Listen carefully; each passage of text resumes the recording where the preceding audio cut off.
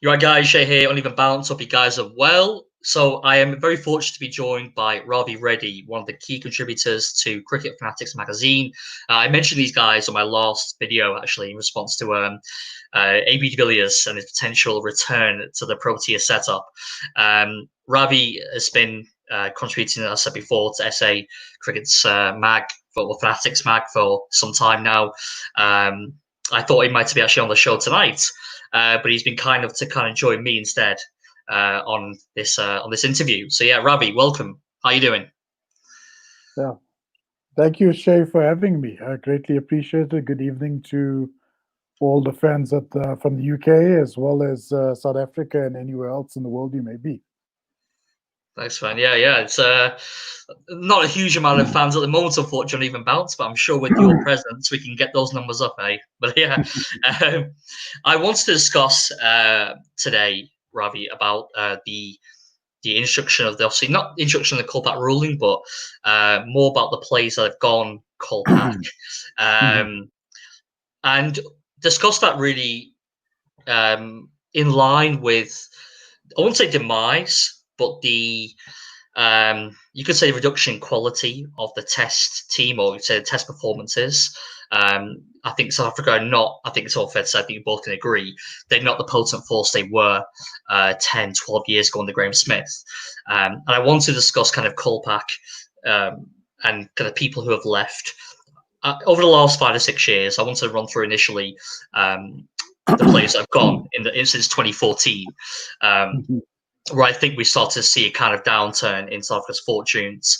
Obviously, they won Australia in 2012-13 series. It was 1-0 from memory, and then they lost 15, 16 months later back at home in 2014, which obviously ended with obviously Graham Smith's retirement.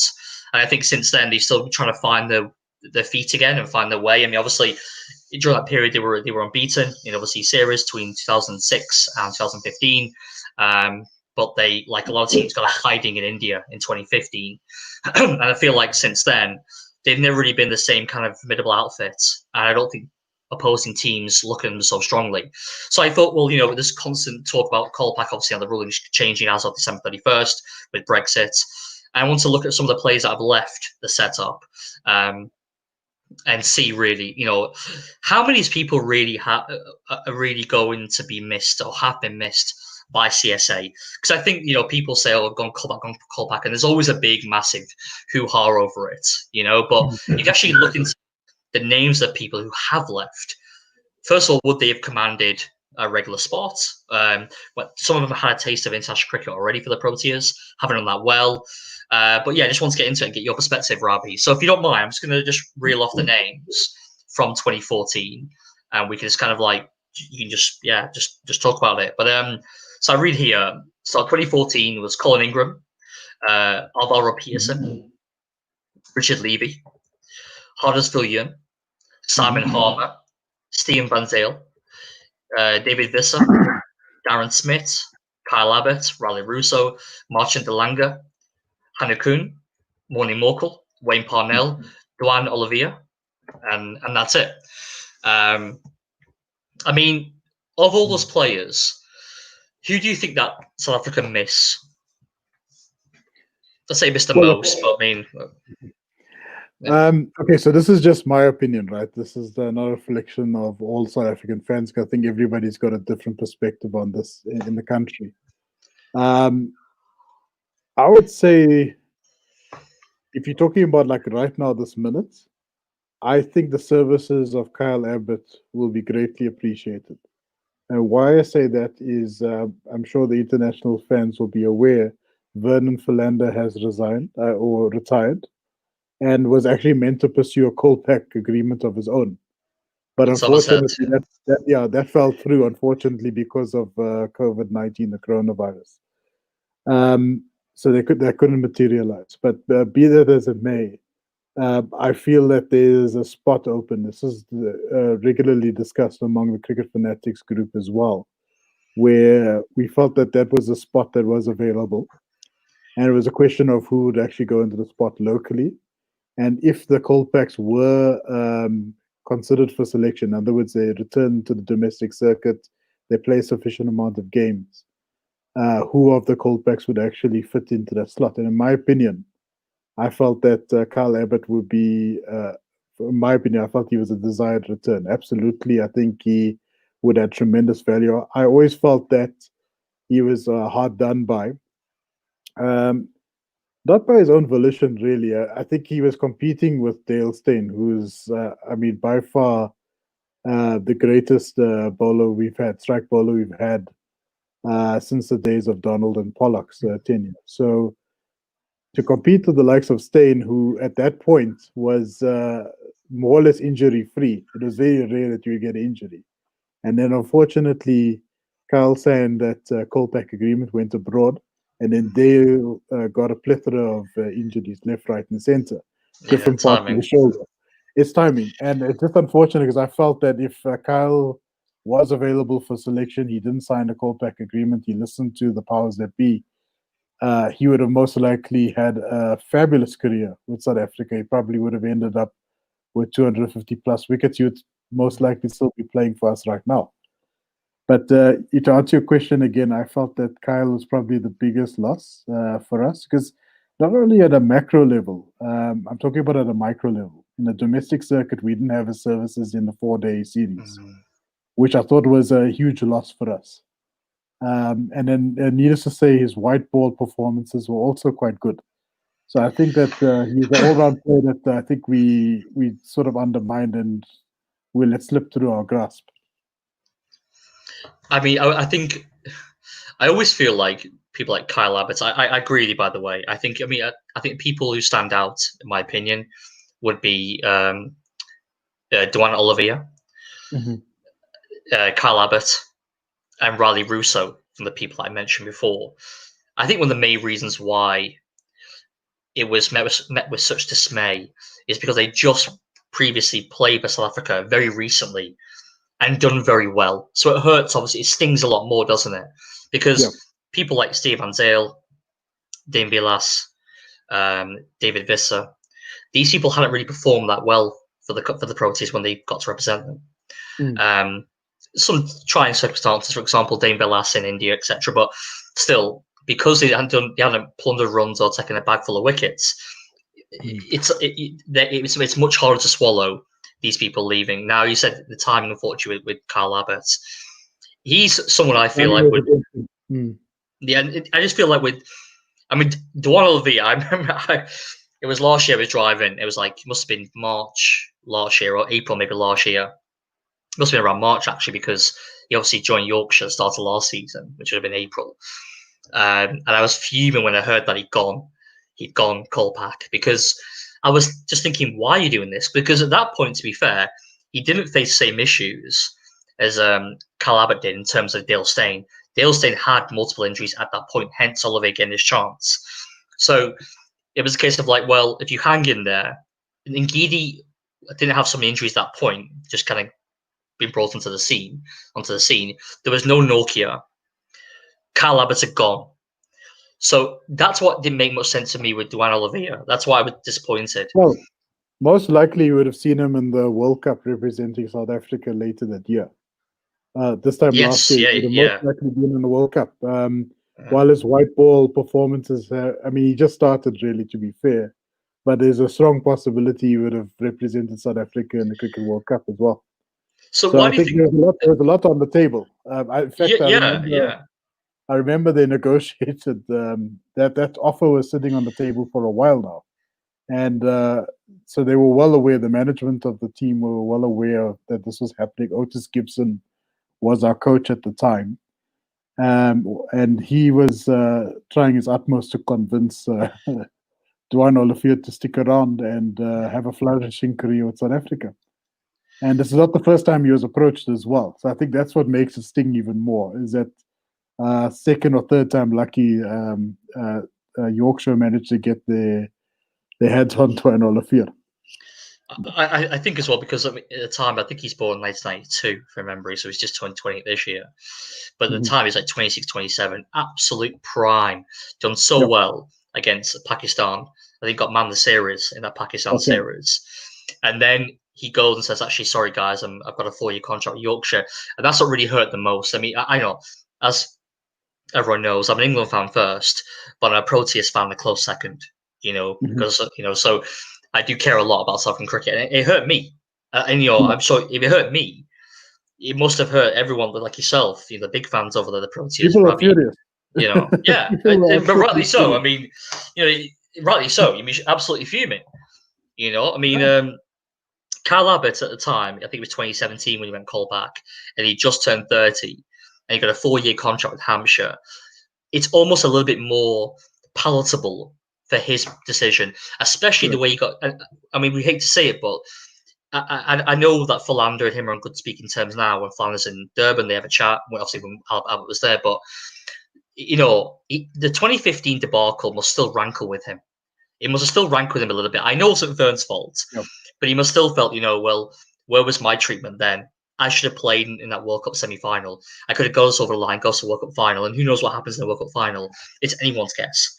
I'm sure they would have competed a lot better than New Zealand did in that final, So, but I think maybe he thought, I don't owe you anything because I'm 30 years old. I've got a 4-year offer here. And I'm 30, and I've given a lot to you guys. I applied my trade for years for the Dolphins. So I always thought that was a bit more, I said palatable, but especially because I think at that point Dale Steyn was still very much a part of the team, the core nucleus of fast bowlers. There was no Rabada was coming through. Then he was 21 then, not even 21, I think, or maybe 21. Yeah, and Giddy wasn't heard of. He was playing an under-19 World Cup, I think, later that year or the year after. Yeah. So Rabada wasn't really in the picture per se, but quite right. He was knocking on the door to an extent. That's. I just feel like So I meant to say with him, and then obviously the Riley Russo one. I mean, he's done pretty well, but I think just the manner he left in. He went to Australia. I think it was 2016 in those ODIs. Did very well over there, and then obviously the whole thing about spelling Rosso wrong, Rosso Domingo, the then coach, and I think it was just again another one that Hampshire picked off. But I think of the rest of the guys that's come in. I mean, in fact, let's just quickly discuss. I mean, those three. I mean, I feel like my opinion, Ravi, that Riley Russo has been missed the least. Would you agree with that, or would you say that no? Out those three we mentioned. Okay, so it depends which Riley we're talking about. Are you talking about red ball or Riley or white ball Riley? Good question. If you're saying white ball, I would agree with you. I feel that he's a missing link. And I think if you had to call it a vacancy, there's a void being left by JP Duminy in a way, lower down the order, which isn't really occupied fully as at the moment. I mean, we speak about putting Miller up the order and maybe batting him at 5 or 6. We're not sure, and we're not sure what Faf's commitment. Well, we know what his commitment is to T20. He's confirmed that he'll be available. But in my opinion, I feel that there are openings in the white ball team at the moment. As far as the red ball goes, while batting is our biggest deficiency, because I'm not so concerned about the bowling part of it. I think we'll get there. I think there's probably an opening for one strike ball, as we mentioned, Vernon Philander retired. But from a batting point of view, in the test team, definitely, I would say there's some slots that are open there because we're not sure who's going to take over from Faf as far as captaincy goes. That's one, and two, there's about 3 openings that are there in the top 6, in my opinion. Quinton de Kock has been our savior in many respects, and unfortunately, we had the odd cameo from Dean Elgar and Peter Malan towards the latter part of the England series. But we never had anybody in the middle order really jump in. Apart, I think Rassie van der Dussen scored 100, and Temba showed some promise, but we haven't really had somebody that came in with conviction to say, I'm holding on to this number 4 spot. This is mine for the next 5 years. But yeah, just to answer your question, coming back to Riley, I feel that Riley, as a T20 batsman, has actually matured and become a better asset to the many teams he's played for. I mean, I've seen his performances in the PSL. He did very well in the PSL, He did very well there. I mean, to be fair, there's some ordinary bowling as well. But I mean, you wouldn't be a top order batsman if you don't take advantage of those opportunities as well. I mean, So, sorry, go. Better, son. You can. No, I was going to say he's done well for Hampshire. I think the reason why he might have been, I think you were saying, Ravi, like you feel like he would have been. He's probably more. If he was around today, he'd have more opportunities in the red ball team than the white ball team. I think is what you were saying, right? So, I think. I would still typecast him as a white ball player. Right. Okay. So I agree. I completely agree with you. I think obviously that point he played the ODIs against Australia and did pretty well out there, and obviously then he left. But I think I agree with you. He's more of a white ball player. He hasn't been prolific for Hampshire in county championship. He hasn't. He's done pretty well in the Blast and the Roll in the Cup. But I think now, if he was around, yes, I think he probably would have had I think obviously 4 years on from his leaving, he'd be established mainstay, probably the cornerstone, him and Miller in that middle order. Let's say 4 and 5, or 3 and 4 even, Miller and Russo. For them. But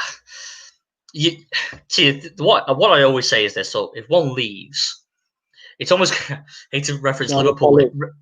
But one comes in. I remember I hate to reference. I know you hate Liverpool so much, Ravi, but Brendan Rodgers always say about. I remember it's about Luis Suarez, and he said that players come and go. One leaves, and another one comes in. He just creates opportunities. It creates opportunities for players. So I think Riley Russo leaving. Okay, well, a new batsman can come through. Obviously, Miller got to establish himself. Obviously, Ras van der Dusen more recently has come into the team. Timbers obviously now established himself. Not established himself, but he's shown himself to be a very useful white ball cricketer.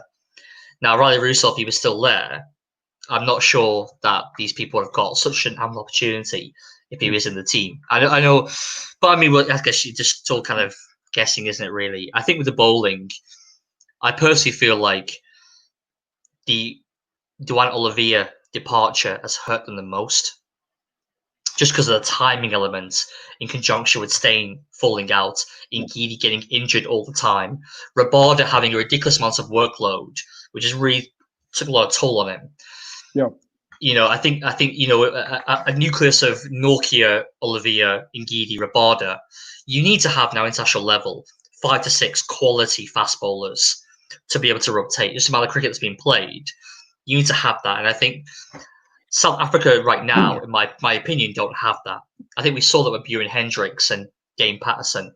I've said on this channel multiple times, I'm not a fan of Bjorn Hendricks at all. I think he's bang average, to be completely honest. I think he's very similar to Wayne Parnell. And another guy, Dane Patterson's obviously, I'm not sure, well, obviously, I don't think his KOLPAK contract will be confirmed now, but there's absolutely no loss whatsoever, in my opinion, to South Africa for him to go to Nottinghamshire. Who cares? You know what I mean? Because I don't think he's good enough. But the problem is that those two guys were the next cabs off the rank when there was problems. So that's why I think it's more frustrating that Olivia left, because I think he's the one guy that could have took South Africa to another level. Because when Rabada was banned, and Ngidi play obviously was it would have given South Africa much more options. And I just feel, yes, I mean, but the rest of the guys, I mean, that we mentioned outside those three, I just don't see I just don't, the majority I'm looking right now, but I mean, if we look and say, well, Richard Levy played a few T20s, he played in the ODIs, I'm sure he did, but they're not very memorable. Huddersfield Young played against England.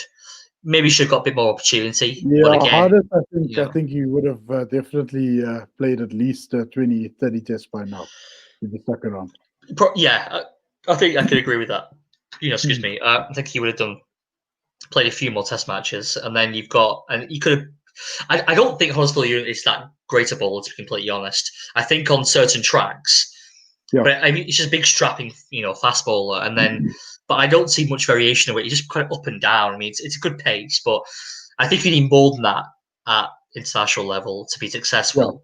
Compared to somebody like Abbott and I think you hit the nail on the head, because I think the theme that we're looking at is succession planning as well, because we didn't have a backup plan when when Dale got injured the first time, and we brought in we brought in a couple youngsters then as well. And now with KG's banning, we brought Dane Patterson. And then Buren Hendricks featured towards the last, I think it is 2 tests he played. Yeah, he did. I Yeah, agree with you. P and I agree with you. I think it's one hell of a time to make your debut when you're facing the end of the barrel. You 2-1 down. You ideally need some match winners to come in and dominate. I think the first time I saw this occurrence was when we toured Australia. It was Ricky Ponting's last series, and we took Rory Kleinfeldt with us. 12-13 series. 12-13. We won that series. Yeah, I remember 1-0. Yeah. But that, for me, that was quite a concern. Now, don't get me wrong. Rory's probably one of the greatest bowlers domestically South Africa has ever seen. But I still, there was so much hesitation. I know a lot of the fans were a bit hesitant. They felt if you take Rory, they're going to hit him all over the park. And he actually played much better than anticipated. He looked after his fitness. He dropped quite a bit of pounds. He worked on his longevity in the game. And he actually ended up playing better than anticipated. But my concern wasn't so much with Rory being there. Who's after Rory? What if Rory gets injured? Yeah. And I think that was when we first realized, actually, we got a bit of a problem here. What's going to happen in the next 4 or 5 years? And as history as we would recall from the last 5 years, South Africa sort of waned in terms of the test performances. It started in India. I would even count the 2014 loss at Newlands to Australia. I'm going to rule that out. But definitely the away tour of India in 2015, that was when that sort of hit a couple alarm bells as well. The alarm bells started ringing at that point where we weren't even getting top of India when we bowled them out for 230. Yeah. I think we sort of were quite jubilant when Dean Elgar picked 4 wickets in one match. Yeah, absolutely felt filthy. we're going to steamroll India as well. I mean, if we had done that, that would have been amazing for the game. But it was. I remember one of my colleagues telling me, if we did that to India, remember we still need to bat as well. What's going to happen to us? And we got steamrolled. We succumbed to the spinners. That seems to be a legacy problem for South Africa. And I think it highlights the same problem again, succession planning. We didn't have a backup for when the likes of certain individuals got injured. I think it was AB played in that series, if I'm not mistaken, but he didn't fare too well. Dane Vilas was there. He didn't really do much of the back, to be honest with you. Steve Van Zyl. Stiaan van Zyl was there as well. Yeah. I've actually feel sorry for Van Zyl. I'm glad you mentioned him because I felt that we batted him out of position. He batted 7 or 6 something, was it? He's a number 6. He's a number 6. And I found that if he were to return, I'm not saying he's going to be the answer to all of our batting problems, but I find that he's a very competent number 6. I was actually looking at because of his stats there. So for some reason, I felt like Steve Van Zyl didn't play very much for Sussex last year. Yeah, I don't know why I thought that. And then I checked again. He averaged 48 last season, Division 2, but he averaged 48, and batting at roughly 3, 4, 5. Top up. I personally, I mean, because I've not seen, you probably seen more of him than I have. Well, he scored a century on debut against the West Indies. Yes, in 2015 was that? I can't remember. I think it was 2015, but yeah. I'm just not sure, again, like someone like him would do wonders for the team. I think, again, you've got the foresight there, Ravi, to say, okay, I actually feel he's got the technique to succeed and do better if he came back. But I guess a lot of people feel like, well, you flopped in India, which so many people do. I mean, and then that then, because you flopped in India, you can go to Sussex. We don't care. I'll turn the question on its head. So I'm going to ask you something. Would you take the gloves away from Quinton de Kock? That question, eh? As you know, I had a bit back and forth with Colin on that one. I personally think no. I think the suggestions of him batting high up the order and kind of trying to match and be South Africa's version of Root, Williamson, Smith, and Kohli is borderline ridiculous, my personal opinion. I think that he should be the modern day Gilchrist. And the reason why people are suggesting Cox should go up the order is not because of him playing very well. Well, it is out of that, but it's almost out of desperation. The top 6 are not doing their job. His technique, the way he plays, is absolutely ideally suited to 7. So it's beautiful at 7. If the top 6 did their job, imagine him batting the top 6 of 2012. Mackenzie, Smith, AB, Jack Callis. Then you see Quinton de Kock walk in when you're 5 down, and you probably worked your arse off to get his first 5 wickets, and you see de Kock walk in at 324 for 5. And you see him walk in, you're thinking, oh my God, please just I need to hope it's 6 o'clock already. Do you know what I mean? Because you want this day to end. That's the thing. So, but I understand also, of course, is the issue is that South Africa have a bit of an issue now with the top 6, and that therefore people suggesting de Kock should back up the order. But I don't see. It's a bit like Josh Butler, Johnny Bairstow that England have tried to promote the order. I just don't think it. I don't think it works. I think he goes at 1-day level in T20. I think it works well because of obviously those formats. But as you saw, he got done by a couple of Kippers and Mitchell Stark in that white ball series. I think it was T20 series. I can't remember. Maybe in the ODI. And I just feel like the idea of like Jimmy Anderson or Trent Boult or Josh Hazlewood bowling first morning to Quinton de Kock, he's food. You might think it's ridiculous that I think he's food. I think if I'm a very capable bowler, as I mentioned, those kind of guys, Boult, Hazlewood, Cummins, Anderson, Broad, even, I think he's food. Quinton de Kock. If you want to say play him in the top 3 or top 4, even, you could maybe go up a spot, but. So my stance is that I would never open with him in a test, as capable as he is, because he's obviously held the opening spot in the white ball side, and he's flourished in that role. I just think it'll be a waste of time if we even consider opening with him or putting him in the top. I'll say top 4, because I feel that I agree. I wouldn't say he's food. I think he'll provide resistance, but then the last thing you'd want is for him to go out for 35 when he could have gone off for 150. So if anything, if we do take the gloves away from him, which is highly unlikely at this stage, I would like to see him at a 6. He's sitting at 7 at the moment, so it's not much of a change really. But what's happening is that, and a lot of people have sort of referenced this during the series, is that it's not so much the pressure of the top 6 going out easily. It's who he's batting with from 7 going down. And that creates more pressure. That's where he plays the uncharacteristic shots. And I can guarantee you when he plays with a number 5, when he's batting with a number 5, he's playing more fluently, he's more sure about himself, and chances are he's going to walk out of there with a much bigger score than anticipated. So it's a tricky one. But I know we started talking about KOLPACs, and then suddenly now we're going towards. You and I have a conversation off cameras, about Quinton de Kock, and okay, I mean, I do appreciate your point. I actually agree with some of what you said there, because if he batted at 5, potentially with the gloves, I think it's possibly too much to take on anyway, especially the fact he's now white ball captain as well.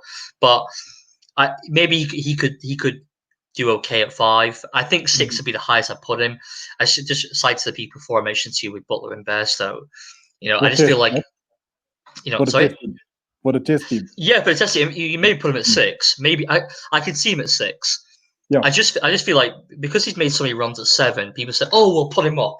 You see this time and time again. If there's kind of top order woes, and you see batsmen performing well down the order, and you say, "Well, promote that guy." It's a completely different game batting at 7 to batting at 5. A completely different game. Conditions, the age of the ball, the tiredness of the bowlers, the time you're batting, the responsibility. It's a completely different game, 5 and 7. Just 2 positions, but it's completely different. I don't feel really as a technique of I mean, as I mentioned to you before, I had a little bit of just a friendly back and forth with Cal a little bit, and he mentioned he can average between 55 and 60. So putting on a par with the world's best batsman, I just think that's ludicrous, personally. I just don't. I think it was said tongue in cheek. I think it was tongue in cheek, to be fair. I think it was tongue in cheek, to be fair. But see, the reason why I'm saying this, I had a conversation with someone on Facebook. It's like a South African cricket group, official group, and then I was going back and forth and had this same conversation because he was comparing to Sangakkara and saying Sanga, we lost the gloves, averaged like 60 something or almost 70. They started bouncing on hundreds, yeah, but Sangakkara was a sublime batsman, a technician, one of the best batsmen Sri Lanka's ever seen. And I just don't feel Quinton de Kock has that innate ability to bat in normal test conditions and be so prolific. I just think like him at 6 or 7, I just think his game is perfectly suited to that role. I just feel like that way. I just feel like I don't think this would be a conversation if the top order was a bit better. I don't think it'd be a conversation. I think it's more born necessity. Oh well, the top 6 are messing up. The Cock's doing really well at 7. Let's lose the gloves because we've got Calvin Rayner, Henrik Klassen. We've got all these options to get someone in. They take the gloves, push the Cock up the order, and then everything's fine. I just don't think that. I think Test cricket is much more nuanced than that. There's much more to Test cricket than that. To say it's so simple, just throw him up. I just don't think it works that way. Yeah, I think just to add to that, it's a number of contributing factors as well. It's not that we feel that the Cock he's always obviously the best batsman that we've seen as of late. The other contributing factors, I think you hit the nail on the head, is that Klaasens and Perena are both capable batsmen as well. And the international scene isn't aware of that. Well, I mean, there will be more aware about Klaasens having performed against Australia recently. So I think from a succession point of view, if the Cock were to give up the gloves, it's reliable people that he gives the gloves up or to, right? So it's either Klaasens or Farina. They are both very capable of doing the job. And I think naturally, when people talk about changes like that, they're going to draw comparisons to the likes of Sangakkara. And I agree. I think Sangakkara, the man batted at 3 for as long as I could remember. And he is a fluent batsman. I mean, he belted significant hundreds in Hobart and a number of other places overseas. It takes it takes a specific technique. It takes a different mental state. And the mental state is a very important aspect as well, because if you're going to come bat at 7, if you're coming from batting at 7, you can't change overnight and start batting at 3. It's not going to be that. People think, okay, but he opens in one day. The one-day system is completely different to Test. Test has no real limitations per se. One-day internationals, there's plenty of limitations that favor the batsman. Wickets are flatter. It's much more entertaining. All of those factors also work in the Cock's favor. I mean, by no means am I undermining his ability. He's fantastic. I agree that I wouldn't want to see him bat at 3, to be honest with you. If I was a selector and I was given carte blanche, I wouldn't put him up to 3. That's going to backfire tremendously. I think it'd be suicide. I think it'd be suicidal Proteas. I like the idea of taking the gloves, basically because I feel if he goes in one step further at 6, I think he could fill that missing void we haven't had for a long time. Because remember, I don't know if you saw this, we interviewed Pommy and Bangwa. I didn't see that one. I want to see the Pommy one. I didn't see that one, unfortunately. And we asked him very basically, Pommy, what is the situation with South Africa? Why is it that our batting has been poor as of late? And he says it's a matter of trends. If you look at all of the great sides, England, Australia, throw in the West Indies, everybody went through this transition as well, where all the great players left at the same time. So in our case, we lost Amla, De Villiers, Cullis. You want to throw McKenzie in? Smith, Morkel, Steyn. We lost a match-winning unit. You lost some of the legends of the game, literally legends of the game. So the greatest players this world's ever seen. And you lost them all in like what, a 4-year period, 5-year period. I mean, every country would, if it happened to any country, the same thing would happen. Rebuilding. Yeah, And I'm glad you mentioned the timelines as well, because you mentioned the 2012 tour of England.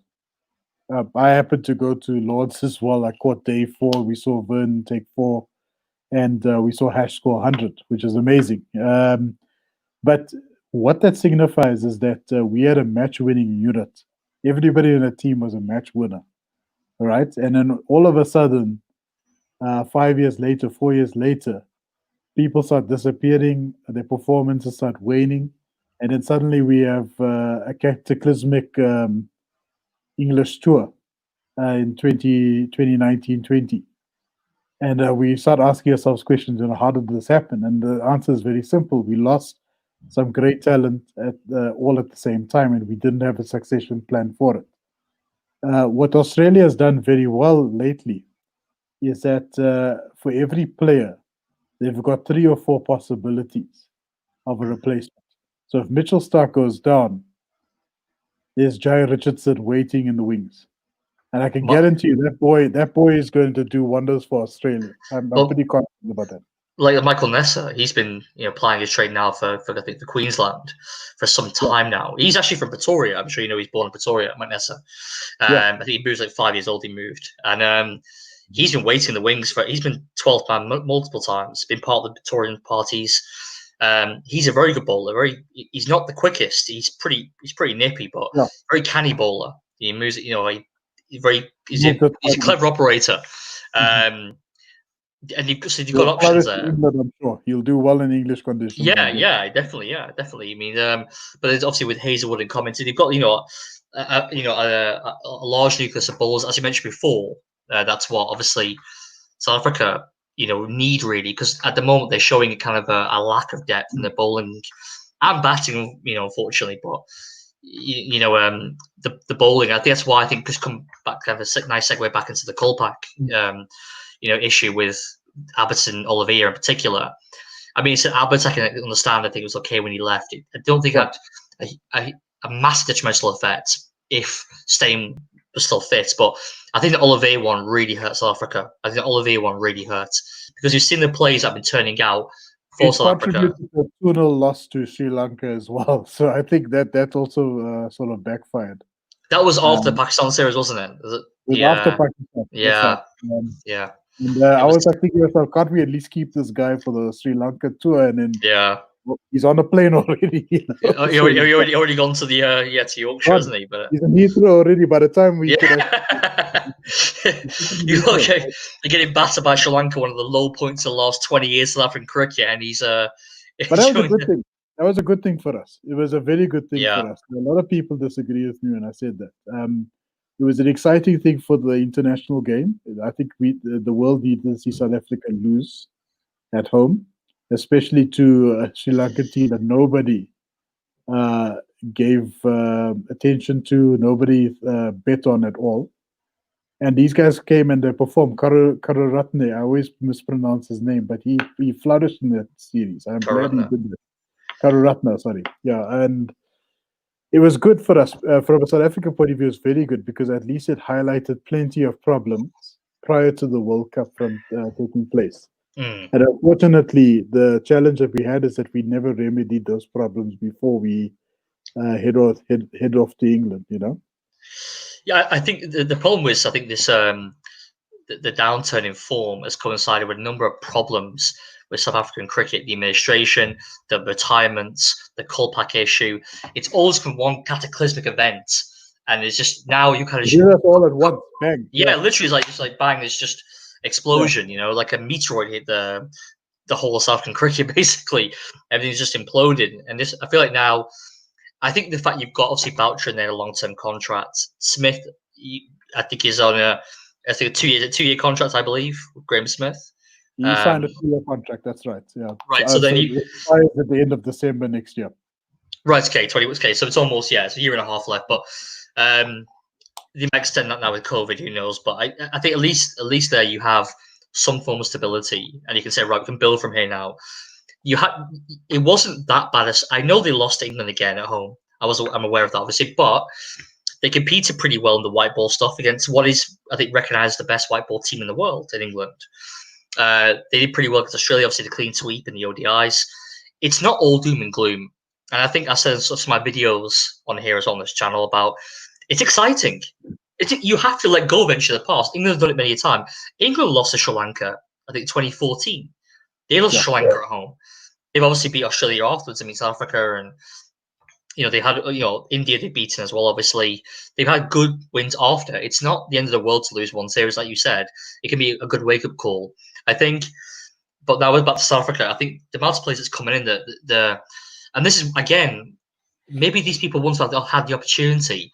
If some of these KOLPAK guys stuck around, maybe they would have, because I don't think Dane Bilas, Wayne Parnell, Farhan Bernardine, I don't think these guys would be part of the setup anyway. I feel the people who are playing now are better. Yanaman Milan, Carl Verena, Henrik Klassen, with Ngidi and Rabada. These guys, these guys have been afforded the opportunity because people have left. And I feel like you need to, almost embrace if people leave, it's allowing the opportunity for someone else to come through. And I think just if you look at the wider spectrum of things, yes, we've talked a long time now, Ravi, just on this channel, never mind off camera, about the fact they've lost these players like Abbott and Russo and these guys. Okay, fair enough, they have. But the reality is the majority of people who've left, it's I don't think it's a huge problem. I don't think it's been a huge problem for them. That's what I would agree with you to an extent. So I feel that remember we spoke about micro and macro environments. The domestic cricket maybe is where I found the domestic system lost tremendously because all of our stalwarts, all of our most competitive guys, even the young guys, Lewis Deploy is also in the UK. I'm not sure if you're aware. He's also Derbyshire, I believe. Yeah. I think. Derbyshire, and he's quite a fantastic talent. It's a pity we lost him. But we lost the youngsters. We lost some veterans. The veterans, I found that the youngsters would tend to benefit a lot from. If you imagine if you're a young Marcus Ackerman, who's one of the guys that's sort of knocking on the door in the South African Test team as well. He's a middle order batsman that plays for the Dolphins. Yeah, I saw his interview about yesterday. I watched that one with Colin. It was a brilliant interview. Brilliant interview. He's got a fantastic leadership potential. He's a very well decorated guy, and I'm pretty confident we might see him be called up for South Africa. But I always think to back of my mind, imagine he had the opportunity to play against the likes of Kyle Abbott and Dwayne Olivier in the local setup, or even Simon Harmer. Simon Harmer flourished fantastically well for Essex. He did, last 3 summers. Last 3, he did very well. And I find that while he might not be the biggest loss, because a lot of people say, we as soon as the KOLPAKs are back, we need to throw Harmer back into the Proteas team. Yeah, I thought he's marginally, on average, on the basis of bowling average, he's marginally better than Maharaj. But we always forget Maharaj has got 115 Test wickets already in a space of 3 years. I mean, he did a marvelous job in the limited time he's been there. He's been to Australia. He's been to England. He's been to India. Yeah. He's been to hard places. He's toured hard places. He's done well. And he's the first guy, and I'll share this with the UK audience as well. They might be aware of this as well. He's the only guy, I should say the first guy, to stamp his authority and say, I want this captaincy gig. I actually want it.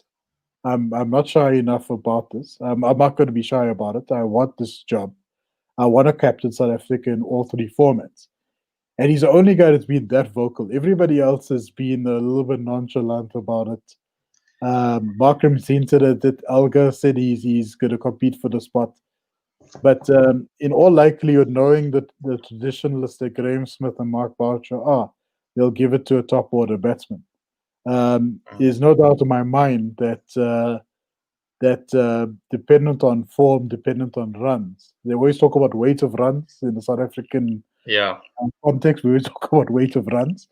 So if Markram backs it up with the bat, more than likely he'll be the successful captain. But I also have this belief that they may very well say to Keshav, you know what, you can be the interim captain for X amount of tests. If the West Indies tour goes as planned, we might very well see that.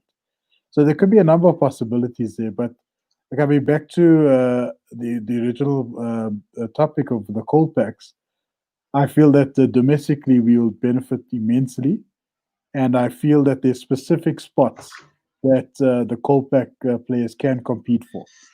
The number 6 spot for me is from a batting point of view, and definitely a strike bowler is needed. If in fact this was a bone of contention for a number of my South African colleagues. I always felt that Keshav should bat at 7, and then you can bring Wow. in Okay. four Okay. seamers after him. Wow. Because Okay.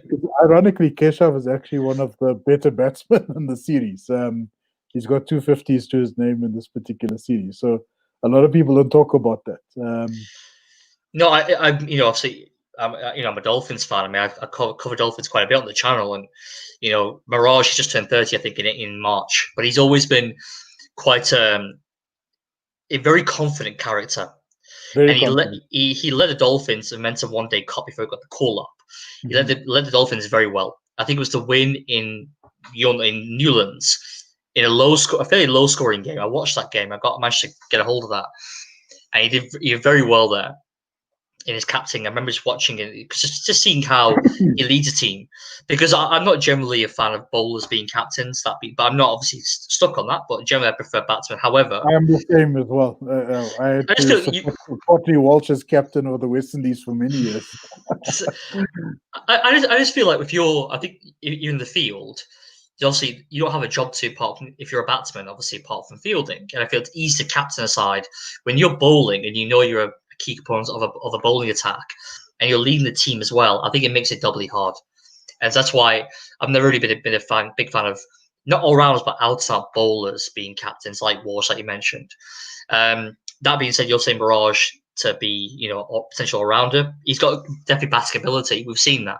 I remember he smashed Mitchell Starc in the 16-17 series, I think it was. I think he hit Mitchell Starc over his head, the 6. I can't remember which test that was, And then that's why I was saying he just came onto the scene. But to do that to Mitchell Starc shows the level of this guy's confidence innately.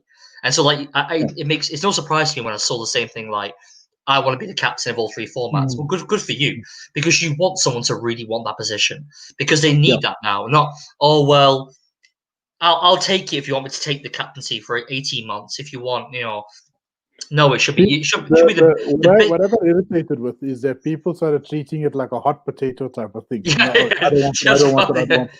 Yeah, And they just keep on tossing it around. And I think the reason being is that a lot of people don't talk about this, but Faf took quite a bit of a brunt last year. He took a lot of sort of abuse from the fans, from the media about South Africa's performance. That's a challenge as a captain. You're accountable for the entire team's performance.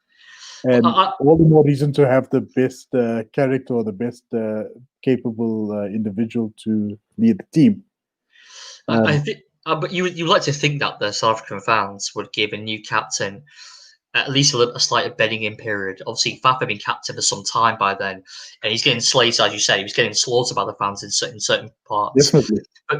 But I think if you picked an Elgar, a Markram, a Mirage to captain, I'd like to think that. But you could tell me, Ravi, maybe not. But the Proteas fans would give that person a little bit of time to bed in and to kind of find his feet, find his way, build a synergy with the team, make it his team, and then you can start critiquing if it needs to. But they would need 6 months and 9 months, you would think, where Faf last year got massacred because he'd been there for a long time, a very well-established player, and the results weren't there. The results weren't there, unfortunately.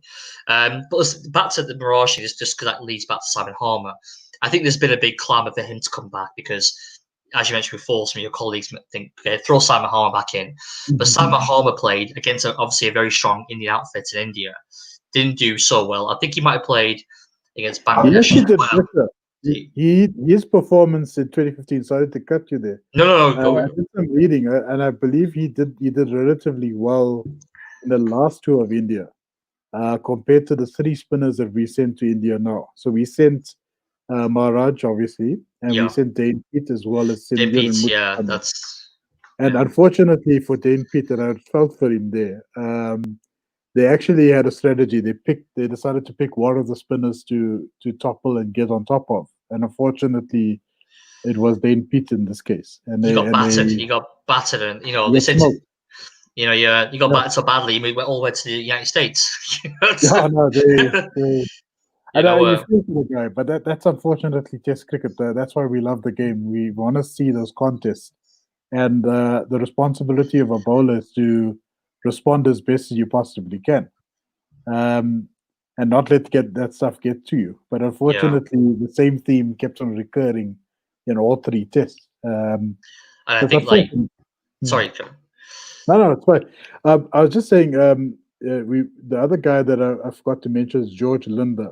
And a lot of people have been saying that the sort of desired order, if Keshav unfortunately got injured, Linda would be the number one pick to replace him because he's a reliable bowler from Western Proms, from the Cobras.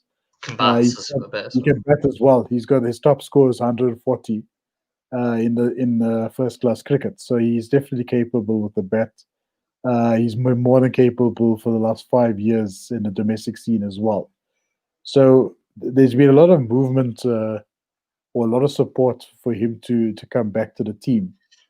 But therein lies a conundrum. If you're talking about the South African context, we're not a spinner-friendly nation necessarily. Yeah. We like our fast bowlers big and strong, and some can bounce, some can swing inwards, some can beat you for pace, some can be purely unplayable like Vernon Philander. That's been our game plan for the last 20 plus years.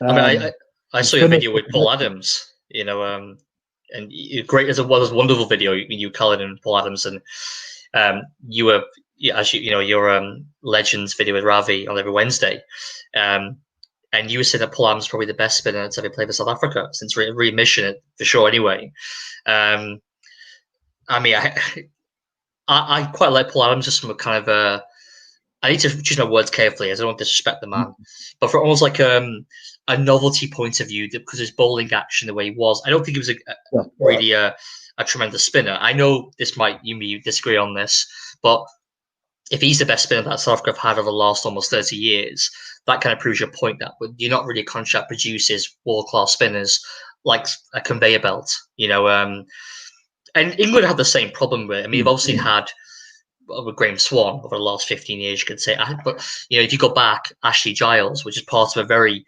good strong team at that time, 2000 obviously culminated in the 05 Ashes win. But Ashley Giles wasn't a great spinner. But I think he's similar to the kind of Paul Harris role. That's right. Paul Harris occupied, which he was surrounded by, Morkel, Steyn, the containing bowler. Yeah, the containing. I'm trying to think who the third teamer was when Paul Harris was coming through, because it wasn't more they were around. Because Philander wasn't there yet. He came in 2011. Mackay was playing for us. Mackay, sorry. How could I mean? So Mackay was obviously with Morkel and and Steyn, and you had people like who was that? I can't remember now. Rory Kleinfeld played a little bit. Fru de Vet was before that, but he played a containing role. But because maybe the quality of the pace tack isn't so strong, the spinner, there's much more emphasis on the spinner to be a match winner for South Africa. Yeah. They can't afford a Paul Harris type person. And because people have seen Simon Harmer do so well in Essex for the past 3 years, they like bring him in. But I personally feel that Mirage is just as good, just as effective. And there's also the step up from kind of cricket to international level. It's not as big a step up as, say, some full series, first class cricket in South Africa to a test level. It's not as great a step here as it is where you are, but there's still a step up. I just don't believe this notion of like Simon Harmer walks in back to the Protea setup and takes a bag full of wickets. I just don't see that. I just can't see that. Yeah, no, absolutely. So I think from a South African fan point of view, and I'm saying this having engaged with quite a few fans in the last couple of weeks, especially with regards to KOLPAK's returning, the impression that we seem to be getting at Cricket Fanatics is the fans are happy, but it's a pick your number and wait in the queue type of situation. Yeah, which is fair. You need to sit down and wait for your call up, type of thing. And I think it's a fair point. But that's why I'm saying it's a good system to have, considering that the prerequisite that they actually play a lot more domestic cricket, which is what you want. It helps the whole. bad luck, but at least the youngsters that are coming up get exposed to veterans. The troubling thing for me, Shay, is that when we talk about veterans, I could just give you a brief example. We spoke about Neil McKenzie the other day. He had Ken Rutherford in his team, the former New Zealand New Zealand, captain, yeah. which I thought was beneficial. And then from a bowling point of view, you had a lot of the West Indian rebel cricketers that were still around. You had Aldine Baptiste. You had Otis Gibson playing in the 4-day competition as well in South He played for Africa. Natal or Gibson. He played for Border and Griquas, if memory serves. Okay. He could have played for Dolphins. I can't remember exactly, but you remember you had a lot of influence from those particular players on the likes of Lance Cruz and Sean Pollock. And right now we're not getting that. What was troubling for me the other day is seeing what's this guy's name? He just made his debut for the T20 team. Anyways, Milan or not Milan. It'll come to me now. But for example, bowler or batsman? At one point we had. I'll give you a good example. At one point we had Morne van Wyk, who was the oldest player in the competition. Yeah. And I'm not saying he was bad, but what I'm saying is, wouldn't you rather have a more senior, a more seasoned campaigner from an international cricket point of view, playing that mentorship sort of role or mentoring role? And that's a danger that we have in the 4-day competition. I think when the minute the broadcasting stopped, the money sort of stopped coming in, and there was less interest for international cricketers to come to South Africa. Again, coming back to my home province, Western Province, the Cobras, we had Owe Shah for a good 3 or 4 years. Yeah, I remember that. Owe Shah played, didn't he? Yeah. Owe Shah, yeah. And he was awesome. He used to hold his grip very tight, and he used to come in at 3 and used to bash the guys around. And I thought to myself, the middle order that consisted of the likes of JP Dumini and company, in a very strange way, obviously JP had his international call-up by that point, but the exposure he got from that interaction was priceless, and we just saw very little of that over the last 4 or 5 years now. And I think that with the KOLPACs coming back, we're going to get sort of a sort of birth in as far as the domestic cricket system goes. I think we might see something sort of reinvigorate itself. You might see a more competitive outfit. I think our broadcasters need to come in as well and start playing the game and sharing 1 or 2 games as well, be it on an online platform or in SABC. SABC is for the UK fans, it's the everyman's television. The BBC here, yeah. It's a BBC for you all. So SABC is that for us. So I think 1 or 2 4-day games might be beneficial. But there's no advertising. I mean, obviously, if you think about the IPL, the amount of advertising they do in the single T20 games is ridiculous. That's why there's a strategic timeout as well. Just advertise. Just like when you watch American sports, and it's consistent. Obviously, just breaks just more advertising because advertising revenue. But I mean, I agree with you saying there, Ravi. I think the last thing you want to see is these players come back and they're just jettisoned into the setup. The last thing you want to see is Simon Harmer. He comes back and then all of a sudden he's picked for the squad. You want to see them go back, apply your trade back to domestic cricket where it all starts with you anyway, perform well there, and then hopefully get a call up. I guess that's it has to happen that way, because otherwise the people have been flogging their guts out for so long trying to get a call up to the Proteas. If these people like Harmer and even Olivia and these guys, if they just leapfrog them, it's not right. It makes a mockery of the whole system. And I do agree with you. I think Olivia is going to have a harder job than everybody else, to be honest with you. Yes, I think you're pretty right, actually. I think it's just his commentary about it was just terrible. Yeah. He said that he wouldn't mind playing for England. I think that's the last thing any South African would want to hear as well. Yeah, I think it doesn't matter if you play county, that's fine. But the minute you say you want to play for England instead of South Africa, that just rubs people off the wrong way on this part of the world. I think he's probably a close number 2, or public enemy number 2 behind Kevin Peterson, probably. With, No, Kevin, we love him again. He's fine. oh yeah, he's best mates with Graham Smith now, isn't he? So it's all right. Yeah, I saw when I was in Durban actually in February. I saw like it was a golf kind of Q&A lunch with Smith and Peterson, and it made me laugh. I thought of all the times he had the little on-field battles over the years. I go back to 0405 when I've never seen heckling that bad actually. When he returned in the 0405 one-day series and he blasted I think 300s, that's when you get a special player. I'm a big fan of Kevin Peterson. I love Kevin Peterson. You know, I love Kevin Peterson too. I just don't tell my close friends that, but yeah. but Part of me wants to just like say they actually did a cool documentary called "Being Kevin Peterson" very recently. I don't know if you saw it. with Nasser Hussain. Nasser Hussain, Yeah, it was very good. It was really good. I mean, it was I one think of the better ones I've seen. it was. He's always been. You know, I've read both his books and everything, Peterson, and I always feel like I feel it was harshly treated. I mean, this is a whole separate. We can talk about Peterson for like half an hour, you know, but I almost want him to like say, okay, ACB, you want to pick me? I'll do 4 years and I'll go back to play for SA Age 36, 37, whatever. But you know, obviously that was never going to happen. But I think he maybe regrets a little bit how he acted, because obviously now he's doing so much of rhino conservation, as we all know, in South Africa. I think he wants to give back to the country, which, you know, he still has obviously a lot of passion for. You know, I think if you know, in a quiet room, he'd say, you know what, I did things wrongly 20 years ago when he first complained, then obviously left and everything. But anyway, but yeah, just you know, to wrap things up, I think just I think I came from a position at the start of this conversation, really, Ravi, were like, okay, I don't think KOLPAK, the people who've left, has had that much of a burden on South African cricket, barring 3 people mentioned. And you could really argue the toss on Riley Russo because we never saw enough of him. I'm not sure they miss him that much. Oliver Abbott. I miss him. I like Riley. I mean, it's I think the one, but I just feel like the fastest 100, AB's fastest 100. Riley scored. People forget he scored 100 in that game as well against West Indies in 2015. Yeah. So, yeah, I can't remember that. You see, it's just a clip from that incredible knot from AB, wasn't it? Since then, I was like, I thought myself, this dude, we need to get this guy back into the white ball setup at least, you know, because I felt that he's the closest thing to a 360 player. Yeah. It'd be interesting to see, actually, from the players that we mentioned before, who will come back and play domestic cricket at the end of the year. Well, who will actually play some foil, you know, and just any form of domestic cricket in South Africa?